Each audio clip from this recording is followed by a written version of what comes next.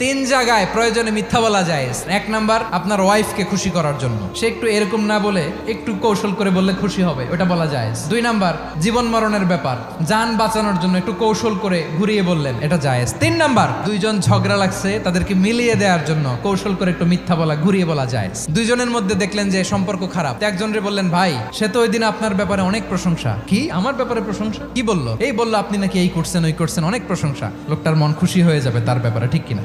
আবার তার সাথে যার ঝগড়া, ওরে যে বলুন, ভাই ওই দিন তো সে আপনার অনেক অ্যাপ্রিসিয়েশন করলো, অনেক, সে তো অবাক, কি রে বলে কি? এই যে দুইজনের ব্যাপারে দুইজনের একটু ভালো ভালো কথা বলে দিচ্ছেন, একদিন দেখবেন রাস্তা দিয়ে হাঁটার সময় একে অপরকে সালাম দিয়ে ফেলছে, সালাম দিয়ে বুকে জড়ায় ধরছে, আছে না নাই? আবার মিলমিশ হয়ে গেছে। কিন্তু আমাদের স্বভাব হইলো, দুই প্রতিবেশী যদি একসাথে বসে একসাথে হাঁটে, দূর থেকে দেখলে আমাদের জলে, আছে না নাই? ঘটনা কি? এই দুইটার মধ্যে এত মিল কে? এই দুইটার মধ্যে গিরিঙ্গি লাগানো যায় কিভাবে? আল্লাহর কাছে তওবা করেন, এই মানসিকতার যেন আমরা না হয়, আমরা মিলিয়ে দিব।